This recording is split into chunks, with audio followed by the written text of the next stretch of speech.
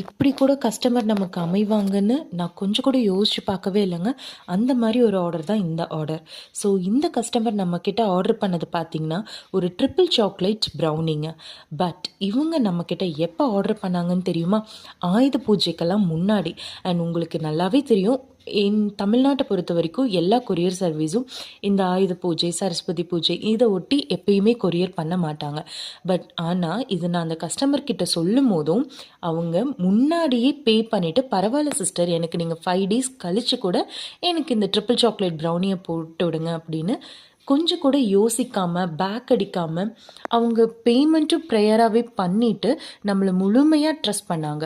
அவங்க கேட்டதெல்லாம் ஒன்றே ஒன்று தான், எனக்கு ட்ரிபிள் சாக்லேட்டில் மில்க் சாக்லேட் தான் ரொம்ப பிடிக்கும். ஸோ அதனால் நீங்கள் ட்ரிபிள் சாக்லேட் கோட் பண்ணும்போது மில்க் சாக்லேட் மட்டும் அதிகமாக கோட் பண்ணி கொடுங்க அப்படின்னு கேட்டாங்க.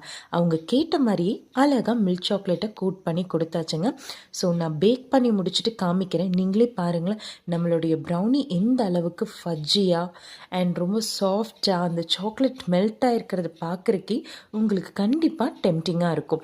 ஸோ இந்த ஆர்டர் மூலமாக நான் தெரிஞ்சுக்கிட்டது ஒன்றே ஒன்று தாங்க, நம்மளோட ஒர்க் நல்லா இருந்துச்சுன்னா அதுக்கு ப்ரைஸ் பண்ணுற மாதிரி கடவுள் எங்கே இருந்தாலும் நமக்கு ஹெல்ப் பண்ணுவாங்க. இந்த கஸ்டமரும் ஃபர்ஸ்ட் டைம் நம்மக்கிட்ட ஆர்டர் பண்ணுறாங்க, அதுவும் ட்ரஸ்ட் பண்ணி 5 days முன்னாடியே ஆர்டர் பண்ணிக்கிட்டாங்க. நம்ம சேனலில் நிறைய ஆஃபர் போயிட்டுருக்குங்க. ஸோ ஸ்க்ரீனில் தெரியிற நம்பருக்கு டிஎம் பண்ணுங்கள்.